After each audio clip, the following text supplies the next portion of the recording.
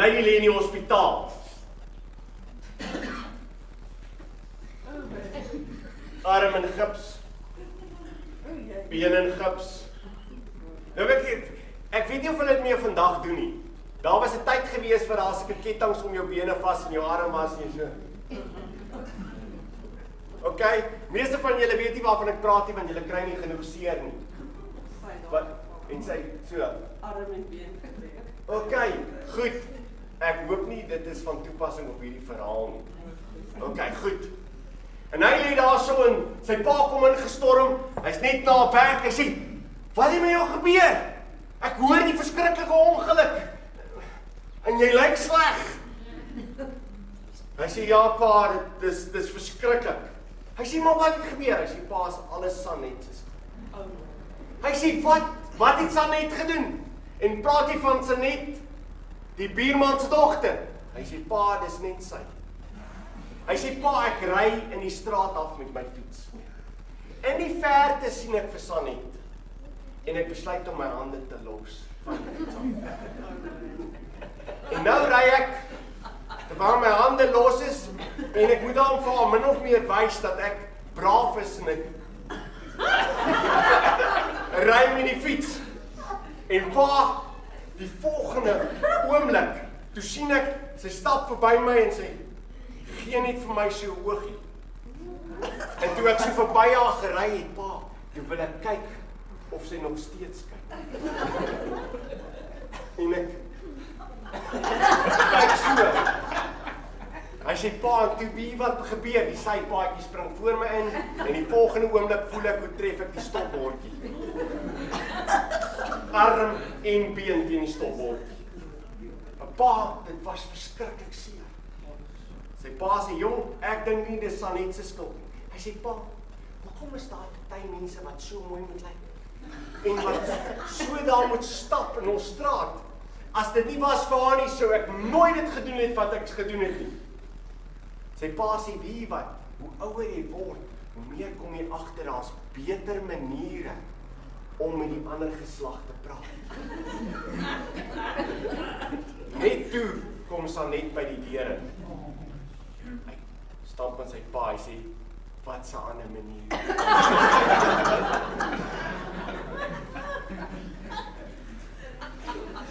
Weet jy wat, maats, nee.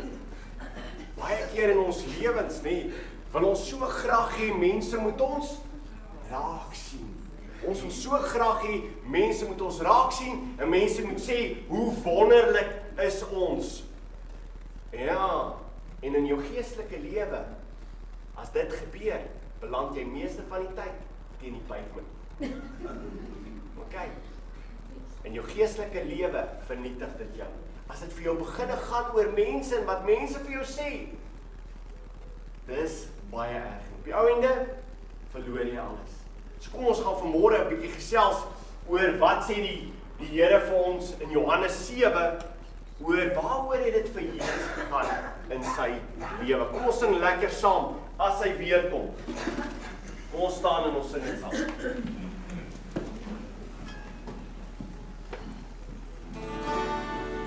As hy weer kom, kom haal hy sy kinders, al sy kinders wat in hom glo, om by hom te wees. Ja, ons mag op die Here, en ons sing tot sy Here, ja, hy kom weer verseker, om ons te kom haal. By die Vader, maak hy vir ons groente, sodat almal wat in hom glo vir ewig sal leef. Ja, ons mag op die Here, en ons sing tot sy Here, ja, hy kom weer verseker, om ons te kom haal. Hy is die weg en hy is die waarheid, die lewe vir elkeen, sodat almal wat in hom glo vir ewig sal leef. Ja, ons mag op die Here, en ons sing tot sy Here, ja, hy kom weer verseker, om ons te kom haal.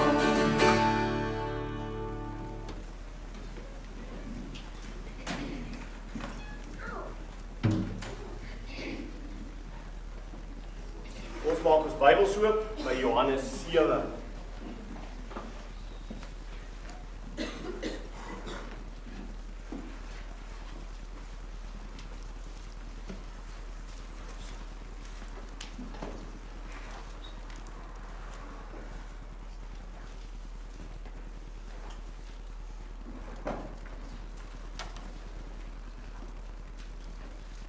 Johannes 7, ek lees van vers 1 af.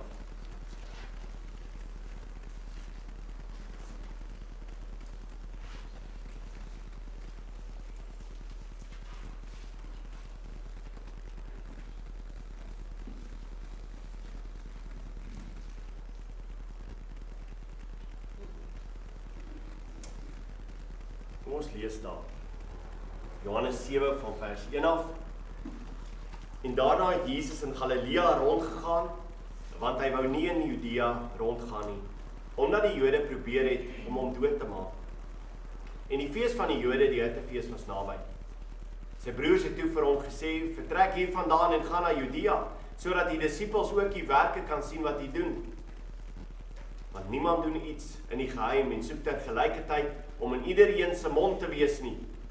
As hy hierdie dinge doen, vertoon hy self aan die wêreld. Want ook sy broers het nie in hom geglo nie.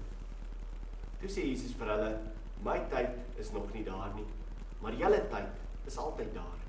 Die wêreld kan julle nie haat nie, maar my haat hy, omdat ek van hom getuig dat sy werke boos is.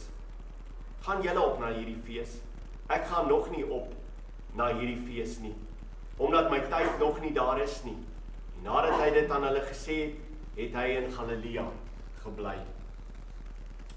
Net tot sover. Kom ons bid saam en vra die Here dat hy vir ons die woord sal oopmaak. Dankie Here vir uw woord. En ons weet dat as dit van die mens af gaan kom, afhang en ons moet die Bybel interpreteer, sal dit net die mekaar wees. Sal ons alles mis. Daarom Here is ons elke keer afhanklik van die Gees. My gebed is vanmôre, Here, dat die prediker sal verdwyn en dat mense vir U sal raak sien. Dat dit gaan oor U woord. O Heilige Gees, ons weet U is getrou en U sal in mense se lewens werk deur die woord. En dis die gebed van ons harte. Ons wil hê elkeen van ons moet uitstap aan die einde van hierdie erediens met die boodskap wat U vir ons wil gee. En dat ons lewende getuies vir U sal wees. Daarom Here, praat, want die diensmaagd en die diensknegt luister. Amen.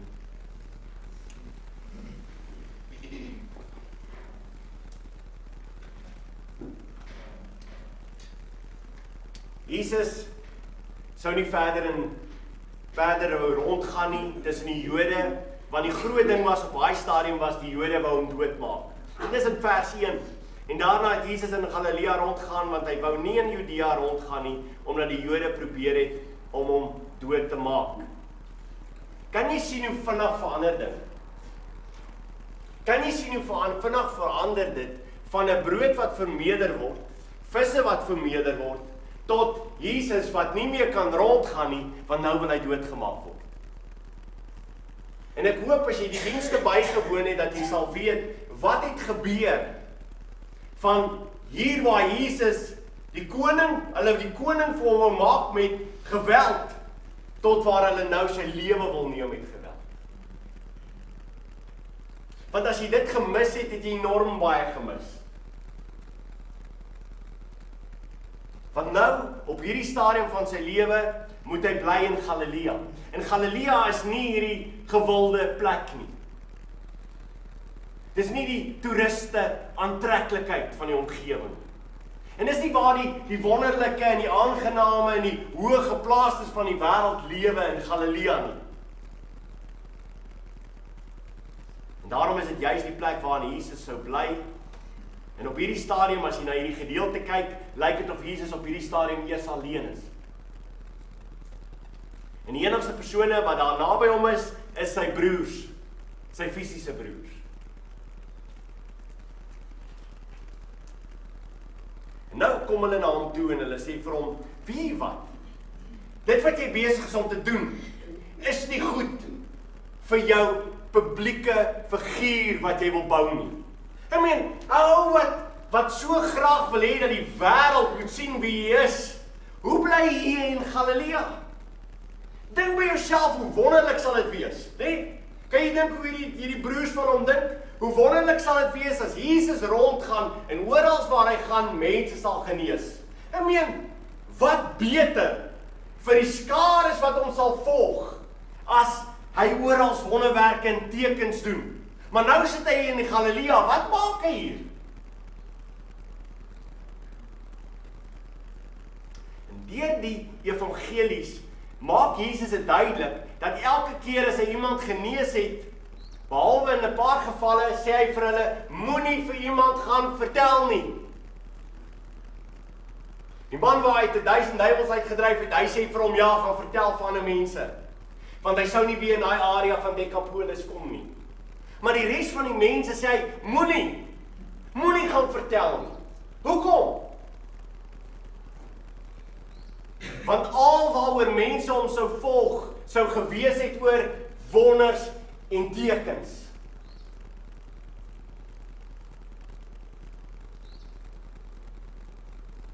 Baie kere is dit jou familie, mense naby aan jou, wat jou eintlik wil vertel, wie wat, jy moet 'n bietjie beter ambisie in jou lewe. Kry net vir jou beter ambisie in jou lewe. Maak dit hierdie 'n groot ding. Kom ons kry die TV in, die media. Sou ons nie so vandag gesê. Kom ons maak hierdie ding groot. Let's go global. En jy kan hoor dat die broers van Jesus, dis hulle idee, hierdie ding moet groot raak. Wat is dit met Jesus, dat hy almekaar hier in die agtergrond wil bly?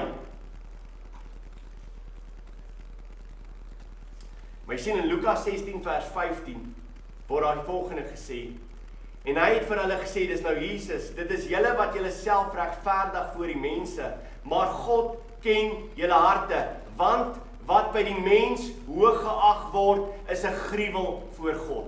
Ek wonder of jy dit verstaan. Kom ek wil net herhaal. Dan dink jy in jouself, wat is dit wat mense wil hê, en hoe voel God oor dit? Maar God ken julle harte, want wat by die mens hoog geag word, is 'n gruwel voor God. Wat is vir jou belangrik? Wat is vir die wêreld daar buitekant belangrik? Wat is dit wat hulle sê, as jy dit en dit en dit het of doen, dan is jy iemand wat in die samelewing se oë wonderlik is. Mense kyk op na jou. Wat al hierdie goedes wat jy moet doen? En die Here sê, al hierdie goedes wat vir mense belangrik is 'n gruwel in God se oë. Dis baie anders as ons, nie?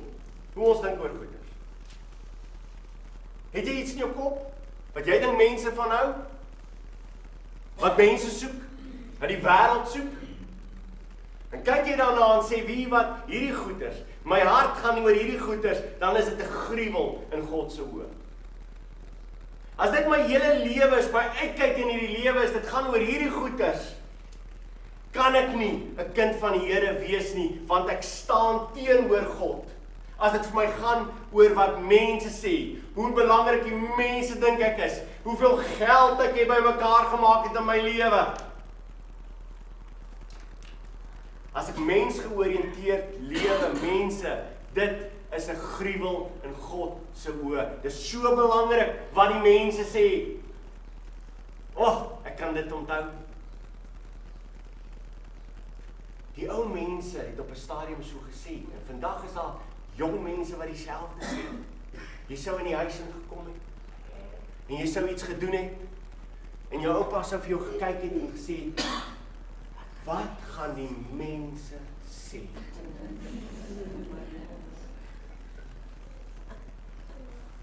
En vir my die vraag is, wat gaan die Here sê?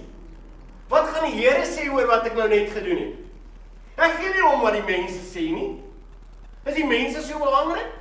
Wel, die Bybel sê, as die mense vir jou belangrik is, dit wat vir jou belangrik is, dis 'n gruwel in God se oë. Dan is dit 'n gruwel in God se oë.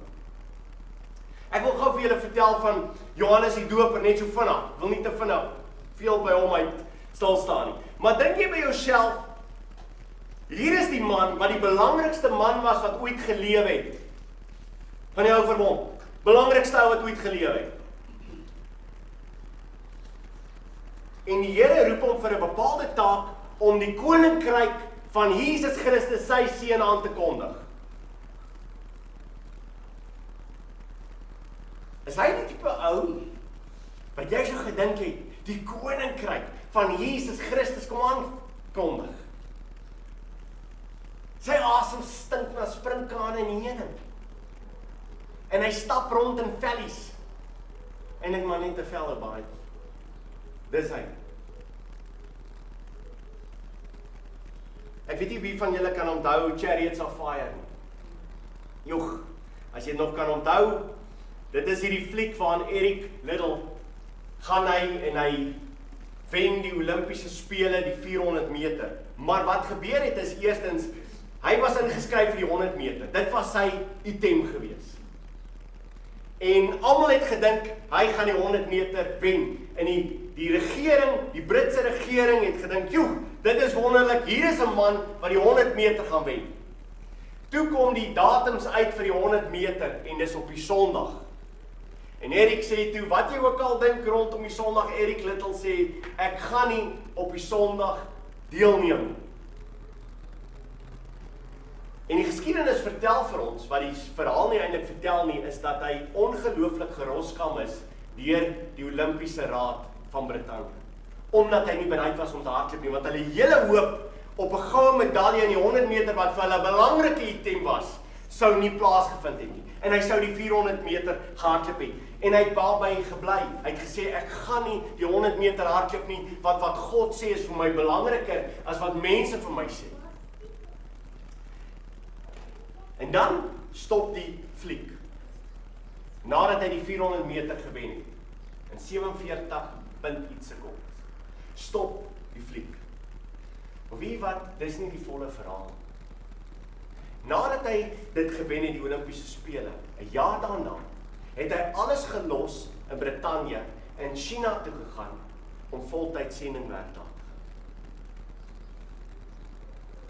Hy sou sterwe in 'n Japaneese gevangeniskamp, waar hulle hom gevangen sou neem saam met 'n klomp ander Chinese. Hy wou nie die land verlaat toe hulle hom gewaarsku het nie. Hy het sy vrou en kinders uitgestuur, maar hy het gebly en gesê, ek het 'n taak hier om vir hierdie mense van Christus te vertel.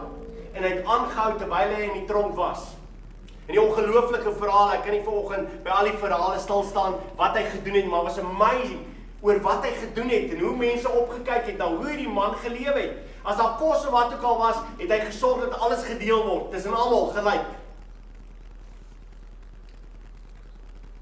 En op 43-jarige ouderdom sterf hy aan breinkanker in die gevangenis. Hy sien nie sy jongste dogter Maureen. En wie wat? Ek kyk na hierdie man se verhaal en ek dink by myself, wat sou die wêreld sê oor so 'n man? Wat sal die wêreld sê oor so 'n persoon wat alles opgee? Ek meen, hy kon verder geoefen het, hy kon in nog Olimpiese spele deelgeneem het, hy was hierdie ongelooflike figuur. Wat sê die wêreld oor iemand soos hy, wat alles opgee ter wille van Jesus Christus? Hy is stupid.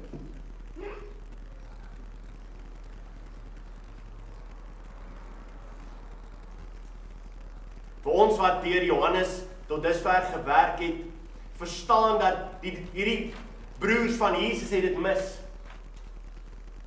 Dat toe dit massas begin raak, toe die mense baie begin raak, het Jesus een doel voor oog gehad om hulle minder te maak. Wie het hulle minder gemaak? Jesus het hulle minder gemaak. Hoekom het hy hulle minder gemaak? Omdat hy geweet het, die rede hoekom hulle agter hom aan is oor die verkeerde redes. Hulle het agter hom gehardloop want hulle wil hê hy moet die koning wees. Hy moet hulle red van die Romeinse oorheersing. Hy moet vir hulle kos gee. Hy moet wonderwerke doen. En dis presies wat die broers van Jesus ook wou gehad het. Ons soek vir Jesus, solank as hy asseblief tog net vir ons die lewe lekker maak.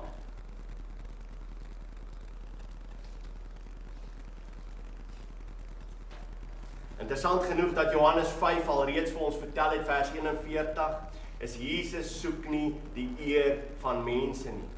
Hy het nie gekom en die eer van mense gesoek nie, maar wat? Die wil van sy Vader te doen. Dit was nooit oor die eer van mense nie. Luister wat sê Paulus in Galasiërs 1. Kom ons blaai gou na Galasiërs 1. Galasiërs 1.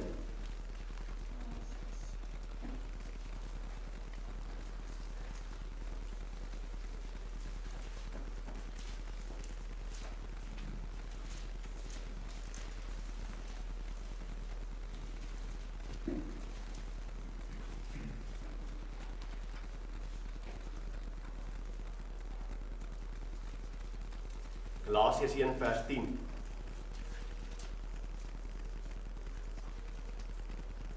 Paulus het baie harde woorde vir die Galasiër gemeente, want hulle het begin om weg te drywe van die evangelie af. Hulle het teruggegaan na ou Joodse gebruike toe.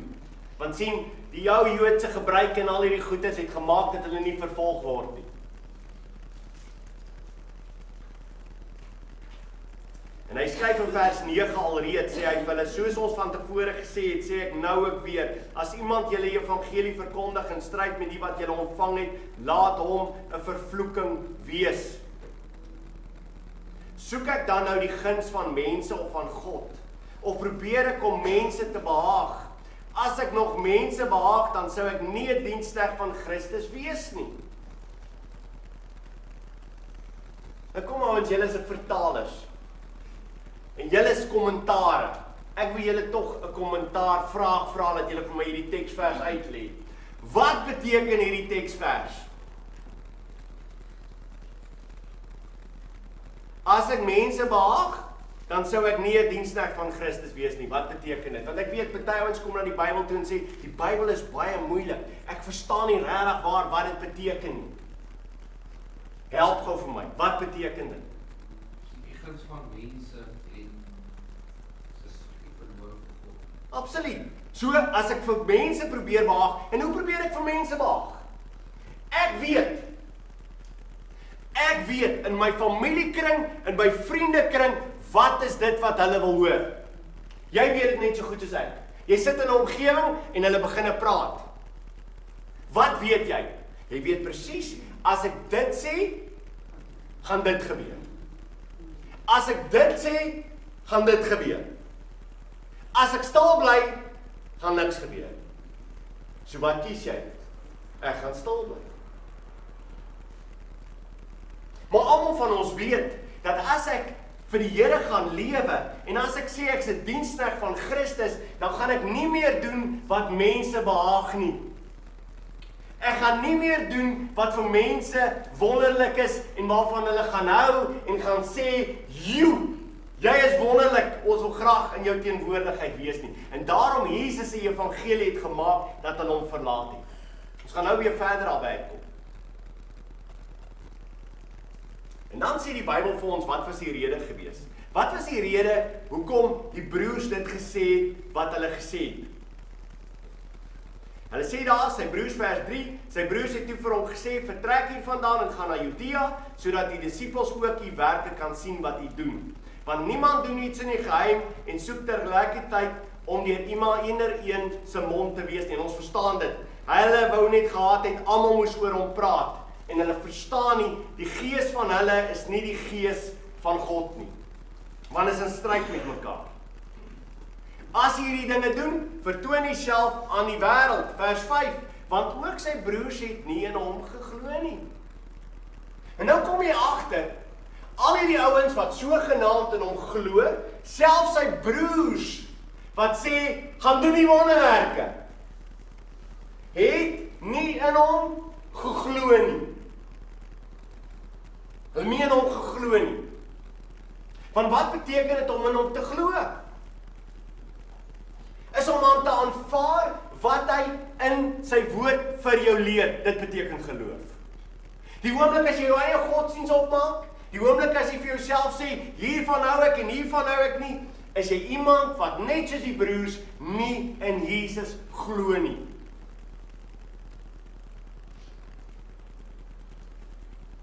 En deur die Bybel is dit vir ons baie duidelik, word dit oor en oor gesê dat sy broers en sy baale nie in hom geglo het nie. Hulle het op 'n stadium wou hulle hom kom haal in Markus 3, want hulle het gesê, hy is van sy sinne beroof. Hy's mal. Hou jy daarvan as jou familie begin sê, jy's mal? OK. As hulle begin vir jou sê, hoorie sou, jy's van jou looitjie getik, jy's nie meer lekker nie, en ons sit vir jou een kant toe, want jy is te erg. Jesus was dieselfde gewees. Hoekom? Hy het min geslaap. Alles wat hy wou gedoen het, het oor die Here gegaan. Was nie omdat hy 'n moeilikheidmaker was nie. Familie het nie van hom gehou omdat hy hierdie moeilikheidmaker of hy's altyd vol van 'n opinie. Ken jy nou mense? Hy het altyd 'n opinie. Jy sê dit is swart, hulle sê dit is wit. Jy sê dit is geel, hulle sê dit is pers. En hulle dink almal haat hulle, maar dis 'n rede. Hulle is nie baie mooi om mee rond te gaan met hulle nie. Dis nie Jesus nie, is dit? Jesus was iemand gewees wat die wêreld liefgehad het. Maar wat hy verkondig het, was die Vader se plan en sy wil. En daarom het hulle nie van hom gehou nie. En dan gaan Jesus verder in vers 6. Toe sê Jesus vir hulle, my tyd is nog nie daar nie, maar julle tyd is altyd daar. Nou is vir my interessant dat die tyd wat hier gepraat word, daar's 2 woorde in die Grieks vir tyd. Die tyd waarvan hier gepraat word, kairos, het te maak met 'n seisoen, 'n geleentheid. En Jesus sê vir hulle, my tyd is nog nie daar nie. Nou, dis goed om weer te gaan kyk, wat wil die apostels van hom vra, wat wil die broers van hom vra? Die broers wil van hom vra, hoor hierso, gaan rond, laat jy verheerlik kan word. En Jesus sê vir hulle, my tyd is nog nie daar nie. Wat wil Jesus vir hulle sê? Wat 'n tyd sou nou eers gewees het? Voor die tyd van verheerliking. Vernedering. Vernedering. Sy hele tyd waar hy nou neergegaan het, sou 'n tyd gewees het van vernedering. Dit sou nou nie die tyd gewees het van verheerliking nie, maar na sy opstanding, na sy verheerliking, na die sit aan die regterhand van die Vader, as hy weer kom, gaan hy kom in heerlikheid. En elke knie sal buig, maar dit was nie sy eerste koms. Sy eerste koms sou gepaard gaan met niemand aanvaar hom nie, niemand wou luister na hom nie, en hulle wil hom doodmaak. Dis wat ons hier lees. Hy kan nie meer rondgaan nie, want mense wil hom doodmaak. En hy sê vir hulle, maar julle tyd is altyd daar. Luister na daai gedeelte. Toe sê Jesus vir hulle, my tyd is nog nie daar nie, maar julle tyd is altyd daar. Wie wat 'n persoon wat in die wêreld lewe? Dit gaan nooit oor God se wil. Maak nie saak wat hy besluit of wat hy gaan doen nie, dit gaan oor, gaan ek dit doen, en dan doen ek dit. Daar's nooit 'n ding van vir die Here vra, Here, is dit wat U wil hê ek moet doen? Here, is hierdie ding op hierdie stadium iets is wat U wil hê ek moet doen? En daarom sê hy vir hulle, julle tyd is altyd daar, julle kan altyd doen wat julle wil. En julle kan rondgaan waar julle wil, want almal hou van julle. Haat my, hulle wil my doodmaak, maar die wêreld hou van julle. Hulle geniet dit om in julle geselskap te wees. So daarom het julle nooit iets wat julle moet in afhanklikheid voor die Vader vra nie, want julle word aanvaar in hierdie wêreld. Jesus het begin gesê in Johannes 1 vers 11 sê hy het na sy eiendom gekom en sy eie mense het hom nie aangeneem nie. Sy eie mense wou nie. Sy eie mense wou niks met hom te doen gehad het. Hy was 'n Jood gekom na die Jode om vir hulle te vertel wat die beloftes is van die profete en hulle wou hom nie gehaat het nie. En dan kom hy in vers 7. Die wêreld kan julle nie haat nie, maar my haat hy, omdat ek van hom getuig dat sy werke boos is. Die wêreld kan julle nie haat nie, maar my haat hy, omdat ek van hom getuig dat sy werke boos is. Wat veroorsaak dat Jesus op die ou ende vervolg word, gehaat word, doodgemaak word? Wat sê hy was dit gewees wat veroorsaak het dat mense hom so haat? Ek van hom getuig dat sy werke boos is, dat sy werke sleg is. Daarom haat die wêreld my. Ek het hierdie week in die koerante interessante, ek dink dit was gister, was dit in die koerante gewees, ek weet nie of julle gehoor het, van hierdie plek wat huwelike hou. En hoe 'n lesbiese paartjie wou trou by hierdie plek. En hoe hierdie mense gesê het, maar volgens ons Christelike beginsels, kan ons nie sê dit is 'n huwelik nie. Hierdie is nie 'n huwelik voor God nie, en daarom kan ons dit nie toelaat nie. En hoe hulle aangegee is. Dis die tyd waarin ons lewe, al hoe meer is dit nie. As jy enigiets gaan sê, en dit was nog altyd so. Baie mense dink, ja, ons lewe in 'n tyd, joeg, die goed raak erg. Van daai tyd wat ek kan onthou. As jy enigiets oor Jesus Christus geleef het by die skool, is jy gehaat. En 'n sogenaamde Christelike land, so het lyk. En voor ons tyd, ek meen nie, vat hierdie man wat 'n Olimpiese atleet was, Erik. En jy sou gedink het op daai stadium in Brittanje, godsdienstige land. En die ongelooflike moeilikheid wat hy gekry het. Jy sien, die oomblik as ek vir Jesus Christus beginne lewe en rondloop met Jesus Christus soos wat hy die hele tyd in my lewe is dit wat die wêreld van jou gaan beginne sê is, jy bederf ons pret. Sonder dat jy enigiets sê die wêreld, jy laat my skuldig voel. Jy dink jy is beter as ons.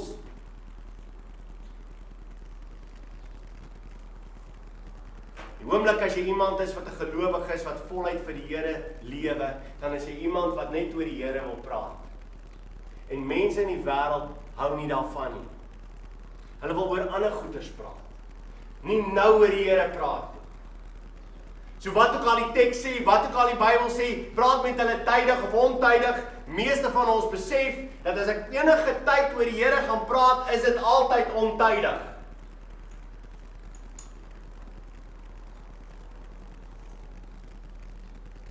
Maar in die tyd van ons lewe, as jy kind van die Here is, sal jy gehaat word. Afgelope tyd in my familie was dit dieselfde gewees, ek wil nie daaroor nie, want dit is te naby aan ons. Maar it is amazing hoe mense vir jy vervolg word. Jy word vervolg oor elke ding wat jy doen en wat jy sê. Die oomblik as jy opstaan vir iets, wat gebeur met jou? Jy word vervolg. Jakobus skrywe vir die mense, hy sê, julle bid en julle ontvang nie, omdat julle verkeerd bid, om dit in julle welliste deur te bring. Dit beteken, al julle begeertes, alhoewel dit vir julle gaan. Hy sê, egbrekers en egbreeksters. Wat wil hy hier sê? Praat hy van mense wat geskei is?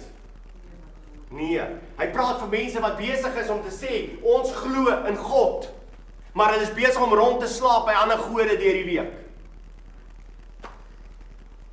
Jy vertel jy 'n wonderlike verhouding met die Here, en in die week slaap jy by geld, jou God.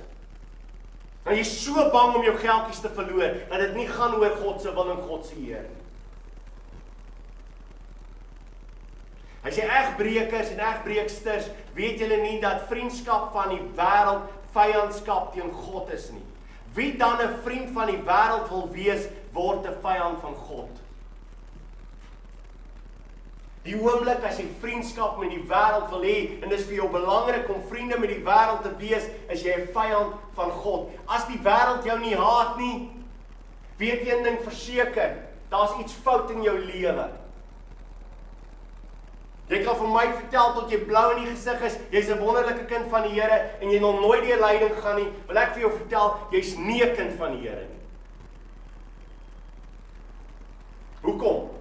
Van die Bybel sê vir ons dat as jy 'n kind van die Here is en vir die Here lewe, gaan jy gehaat word. Gehaat is natuurlik 'n baie sterk woord. Is dit nie? 'n Paar teksverse vir julle lees. Net dat julle sien, dis nie ek wat dit sê nie. Ek het maandag gepraat oor die radio oor 'n klomp van die teksverse. En ons kan deur die Bybel gaan want daar's baie van dit. Daar's direk dat God sê, hulle sal julle haat, hulle sal julle vervolg. Direkte teksverse in die Nuwe Testament is al 75. Sonder die wat gaan oor Christene wat besig was om te ly. Net die opdrag dat julle gaan ly en dat mense julle gaan vervolg en dat mense julle gaan haat, is 75 teksverse. Dis redelik baie, nie? Lukas 6 vers 22. Salig, Makarios, gelukkig. Hoe is iemand wat gelukkig is? Gelukkig is julle wanneer die mense julle haat. Gelukkig is julle wanneer die mense julle haat. Is jy al gehaat vir Jesus Christus? En is jy gelukkig? Omdat jy dit gedoen het? Of loop jy rond en sê, ek wil nie hele tyd gehaat. Nee, dis iemand wat gelukkig is jy. En wanneer hulle julle verstoot en beledig en julle naam weggooi soos iets wat sleg is, en hier is so 'n slegte smaak in hulle mond as hulle oor jou praat. Hulle wil net spoeg. Maar dis nie goeie manier om vandag te spoeg nie, so jy sluk. Maar jy slegter, jy is 'n slegte gevoel om oor jou te dink. Dan is jy gelukkig. So as mense slegte dinge van jou sê, jy gee vir hulle so 'n halfe slegte smaak in hulle monde, dan is jy iemand wat sê, gelukkig is ek. Wat sê die Bybel? Hoekom is jy gelukkig? En wat het hulle gedoen aan jou verlosser en aan al die profete? Hulle is help. So dit sê vir ons, as jy enigsins wil die beeld van Christus hê in jou lewe, want ons sê baie keer, ja, ons moet lewe soos Jesus Christus. Ja, jy moet lewe soos Jesus Christus. Jy lewe soos Jesus Christus, gaan mense jou haat. Het jy al ooit gedink? Kom ons dink net gou daaroor. Almal van ons het hierdie idee van Jesus Christus. Ons sou graag saam met Jesus Christus wou wandel. Nee, sou nie. Imagine dit. Baie kere hy was ten volle mens gewees, ten volle God. Baie keer het sy godheid vir hom vertel wat die ander persoon gedink het. Wat die ander persoon besig was om te dink terwyl hy saam met hom stap. Imagine dit. Ek stap saam met Jesus, die volgende oomblik sê hy vir my wat ek dink. Sy saam met hom stap. En dan, as hy in 'n geselskap kom en hy's jou vriend, hy kon net nooit stil bly nie. Hy moes altyd preek. En dan het hy goedes gepreek wat gemaak het dat die res van die mense klippe opgetel het, hom buitekant die dorp gevat het en hom wil doodsteen. Dan stap hy tussen hulle deur. Hy soos daai sy volgelinge. Paulus was dieselfde gewees. Hierdie ouens was wacko gewees. Mense het hulle gehaat en hulle net teruggegaan en gesê, ons moet vir julle die waarheid vertel. En as ouens nie wil luister nie, vat hulle skoene uit, skud die stof af, sê, oh wel, julle wil nie luister nie, ek moet na 'n volgende dorp toe. Julle sal nie, mense, as ons eerlik is, en daarom, as ek Jesus Christus die hele tyd aan my lyf ronddra, want dis wat gebeur as 'n kind van die Here is, hy is die hele tyd hier aan my. En ek begin op te praat, omdat sy gees in my woon, begin ek te praat, en ek praat oor hom, en ek sê, hoor hierso, dit is nie reg nie, hierdie ding is nie so hoe God dit wil hê nie. Wat gebeur?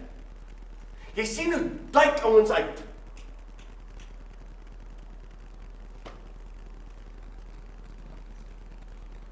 Want Jesus Christus is nie die aanvaarbare een vir ons tyd ook nie. Hy was nog nooit nie. Hy het nog nooit in die kultuur ingepas nie. Ons het hierdie week Bybelstudie gehou en ons het gepraat oor die bergpredikasie. Ons gepraat oor hierdie ongelooflike gedagte, die bergpredikasie, wat dit vir jou leer. En hoe as iemand vir jou sleg behandel, hoe jy vir daai persoon moet lief bly. Hoe as iemand jou moet slaan, moet jy jou ander wang draai. Ons het oor al hierdie goeders gepraat, ons het aan die einde van mekaar gesê, hierdie goeders is teen wat ek wil doen. Maar as die Heilige Gees in my woon, is dit my begeerte, Here Jesus, ek wil doen wat U van my vra. Nou is ons klaar met Lukas 6 vers 22. Johannes 3 vers 20. Want elkeen wat kwaad doen, haat die lig en kom nie na die lig nie, dat sy werke nie bestraf mag word nie. So wat is ons in hierdie wêreld? Lig. So wat sal gebeur as ons lig is? Die wêreld sal ons haat. Johannes 15 vers 18. As die wêreld julle haat, moet julle weet dat hy my voor julle gehaat. So hulle het my gehaat, wat gaan gebeur met jou? Gaan jou ook haat. Vers 19. As julle van die wêreld was, sou die wêreld sy eiendom lief hê. Maar omdat julle nie van die wêreld is nie, maar ek julle uit die wêreld uitverkies het, daarom haat die wêreld julle. Is daar 'n manier dat jy 'n kind van die Here kan wees en jy kan wegkom met hierdie? Ek meen dat jy regtig waar, jy's 'n kind van die Here en jy lewe voluit vir die Here, maar jy jou hele lewe al gaan en jy's nog nooit gehaat. Dit is moontlik. Die Bybel sê Handelinge 14 vers 22, kom Paulus hulle en hulle versterk die disippels, want dit gaan swaar met hulle. Raai wat het met hulle gebeur. Dit is amazing, maar raai wat het met hulle gebeur. Terwyl hulle besig was om die Here te verkondig, raai wat gebeur met hulle. Hulle word vervolg. Kan jy dit glo? Is nie amazing nie? Hierdie ouens lewe soos kinders van die Here in hulle dorp en mense haat hulle. Dis belaglik. Ek kan nie dit glo dat mense in daai tyd geleef het. Hulle gaan rond en vertel mense die Here en dan word hulle gehaat nie. Kan jy dit glo?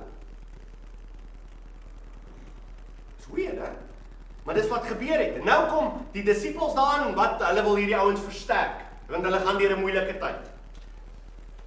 En die siele van die disippels versterk en hulle vermaan om in die geloof te bly deur te sê, ons moet deur baie verdrukkinge in die koninkryk van God ingaan.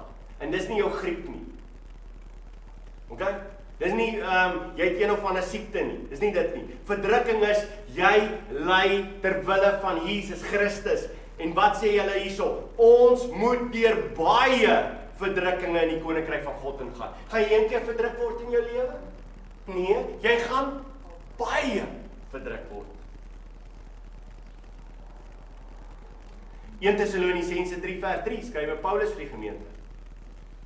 Hy skryf vir 'n gemeente wat ongelooflik vervolg was. In Tessalonisense, moeilik met hulle gegaan. Hy sê vir hulle 1 Tessalonisense 3 vers 3, sodat niemand verontrus mag word onder hierdie verdrukkinge nie, want julle weet self dat ons hiervoor bestem is. Waarvoor is jy bestem as kind van die Here? Jy raak al hoe sagter. Om vervolg te word. Om verdruk te word. Ons is hiervoor bestem. As jy deur Jesus Christus uitverkies is, as jy nuut gemaak is deur hom, as die Heilige Gees in jou lewe kom woon, wat is onmiddellik wat daarop volg? Lyding. Dieselfde wat Jesus deurgegaan het, gaan ons deurgaan op hierdie aarde. Hoekom? Want net soos na sy lyding daar verheerliking was, sal daar na ons lyding verheerliking wees. Maar as daar nie lyding is nie, wat 'n verheerliking sal daar wees vir jou? Daar sal nie wees nie. Jy sal die koninkryk van God nie sien nie. Jy sien die rede hiervoor. En Paulus skryf dit baie mooi en ek het al daaroor gepraat.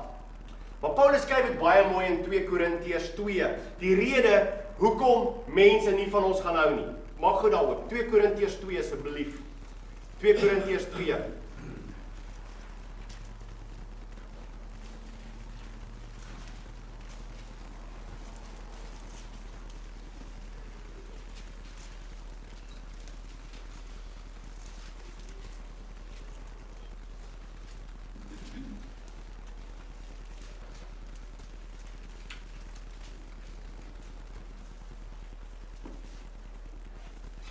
2 Korintiërs 2 vers 14.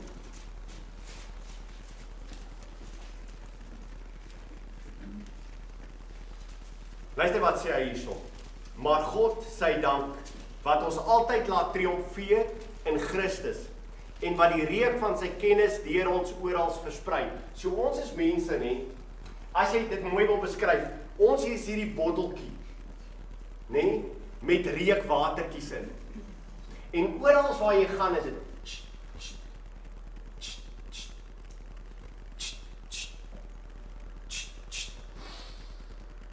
en dan is reuk. So elkeen van ons is 'n bottel en binnekant is daar hierdie reukwater en ons gee die reuk af. Wat is hierdie reuk wat ons afgee? Die kennis. Die kennis. Ons is besig om oor ons rond te gaan en ons is besig om die kennis. Dit wat Christus ons leer is ons besig om af te gee. Vers 15. Want ons is 'n aangename geur van Christus tot eer van God onder die wat gered word en onder die wat verlore gaan. So ons is 'n aangename geur. OK?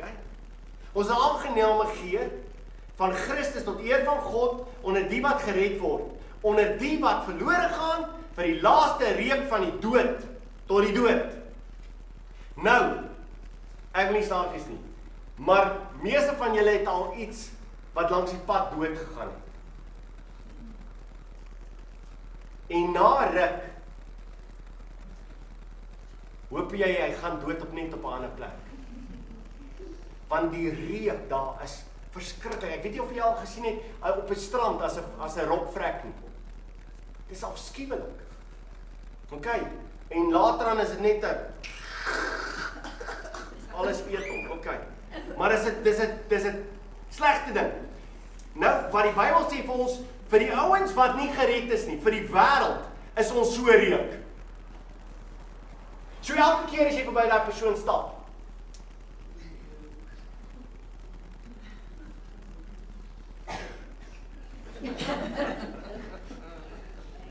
wat gebeur as jy die hele tyd, jy moet dit probeer, bad vir 'n paar weke nie, gaan skool toe en kyk wat die effek is by jou maats rondom jou. Hulle gaan sê, "Jesus, kom, ek vir jou 'n drukkie gee, jy ruik so 'n mens." Wat gebeur? Wat gebeur met die wêreld as hulle jou kry dat jy vir 'n paar weke nie gebad het nie? Wie wil naby jou kom? Niemand nie, behalwe die ouens wat net so vrot soos jy ruik, want hulle ruik ook nie hulle self nie. Maar die res wil nie naby jou kom nie. En die Bybel sê, dit is wat julle is. Julle is 'n reuk, nie 'n slegte reuk nie, 'n reuk van die dood vir mense wat verlore gaan. Kan jy verstaan? Daar nie eintlik 'n manier is wat jy kan wegkom van lyding nie. Is daar 'n manier hoe jy kan wegkom? Ek meen, as Jesus Christus in jou lewe is, en jy is die bottel van die reukwater van Christus wat uitkom, vir die wêreld is hierdie verskriklike stank. Maar vir kinders van die Here is dit amazing. So wat gebeur met kinders van die Here? Die wêreld like jou nie. Maar die kinders van die Here, yes, hulle wil na jou kom. Jy lyk lekker. Is my die meisies as jy kind van die Here is, maak nie saak waar in die wêreld of wie jy ook al ontmoet nie. 'n Kind van die Here wat 'n ander kind van die Here. Ongelooflik, julle sit tot watse tyd van die aand en nou praat julle oor die Here. Dis die lekkerste besigheid. Hoekom? Julle al twee ryk vir mekaar vas. Dis lekker. Maar kom maar iemand in wat in die wêreld is dan. Hier ouens, verskoon my net gou, ek het baie belangrike afspraak. Want jy stink vir daai persoon. So is dit vir julle duidelik, want ek wil aangaan aan die laaste gedeelte. Is dit vir jou duidelik dat as jy 'n kind van die Here is, sal jy vervolg word? Kan ek hande sien? Wie vir wie is dit min of meer duidelik? Die res gaan na die diens net agterbly. Ek wil graag vir jou dit duideliker maak. So ons moet weet, mense, jy moet dit weet. Moet dit nie dink dit is snaaks of vreemd nie. Dis wat Petrus skryf vir die gemeente. Hy sê, hoekom dink julle dit is vreemd? Deur my hele lewe, as ek deur lyding gaan, dan wie wat gebeur, almal wil kom soek, wat doen jy verkeerd? Petrus sê, wow, Glo dat jy iets verkeerd doen, is juist omdat jy het reg doen. Dis juist omdat jy vir die Here lewe. Dis hoekom dit gebeur. Jesus sluit af in hierdie gedeelte, sê hy vir hulle dan, gaan julle op na hierdie fees. Ek gaan nog nie op na hierdie fees nie. Omdat my tyd nog nie daar is nie. So waarvoor sou Jesus wag voordat hy sou gaan? Want hy sou gaan. Net hierna dan gaan hy. Waarvoor sou hy wag? Vir die regte tyd wat sy Vader bepaal het. Jesus was nooit bang vir die dood. Maar daar was 'n tyd aangekondig voor die grondlegging van die wêreld. Deur God bepaal waarop sy seun aan 'n kruis sou hang. En is iets wat hy self gekies het. En hy sou nie na die kruis toe gaan voor dit nie die regte tyd was om na die kruis te gaan. Hy was nie daar om 'n martelaar te wees nie. Hy sou sy Vader verheerlik deur alles wat hy gedoen het. En op 'n stadium in die verhaal gaan jy sien hoe Jesus begin draai. Sy tyd is reg. Sy Vader het dit so bepaal. En in al die evangelies kry jy dit duidelik dat op 'n stadium raak die apostels bekommerd oor hom. Want hy stap voor. Hy het altyd saam met hulle gestap. Jesus gaan stap voor en ewe skielik weet hulle hier is iets fout. En die skrywers vertel vir ons hy het gestap na Jerusalem met een fokus. Hy sou sterwe aan die kruis.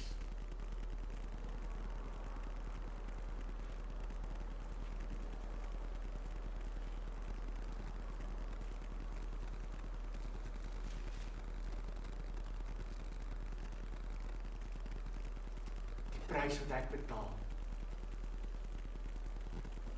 is niks. In vergelyking met wat my verlosser vir my gedoen het.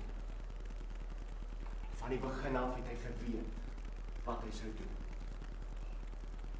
En ek dank die Here dat hy dit gedoen het. En daarom is ek vry.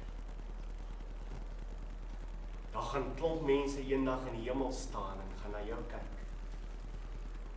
Miskien voor jou kom staan en sê dankie dat jy bereid was om op te staan terwyl ek jou gespot het. Terwyl ek die lewe vir jou moeilik gemaak het. Dankie dat jy bereid was om my te vertel van Jesus Christus. Dankie dat jy bereid was ten spyte van hoe ek jou behandel het, dat jy nog steeds vir my lief was. Want Christus het dit gebruik om my lewe te vorm. Amen. Kom ons buig ons voor.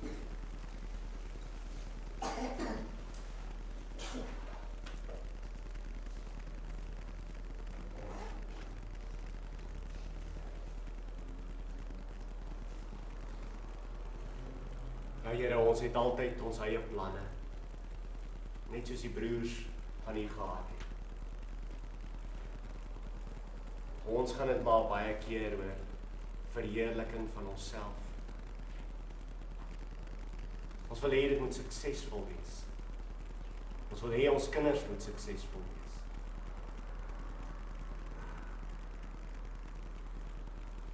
Maar Here, ons vergeet dat dit nie daaroor gaan.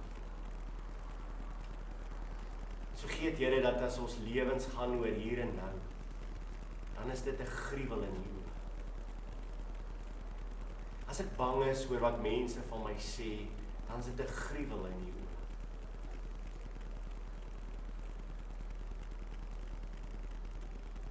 As ek wil hê dat my kinders moet eendag goeie geld verdien, dan is dit 'n gruwel in U oë. Maar as dit vir my gaan dat U naam moet verheerlik word, dan is dit in lyn met U wil. As dit daaroor gaan dat ek wil hê my kinders moet U eer met alles wat in hulle lewens is, dan is dit 'n eer in U oë. Here, die wêreld haat ons baie keer nie is omdat ons net soos die wêreld lyk en net soos die wêreld optree. Ons lewe nie U beeld. Ons praat nie soos U gepraat het. Tog, Here, bely ons dat ons dieselfde Heilige Gees in ons het. Al die profete, die apostels, gelowiges deur die eeue gehad.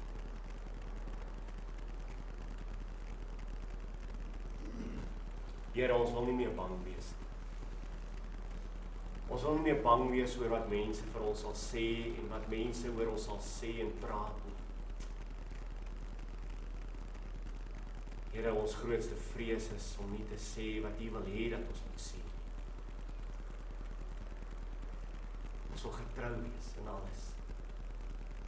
Soos U getrou was en die Vader geëer het in alles. Ons loof en prys U naam.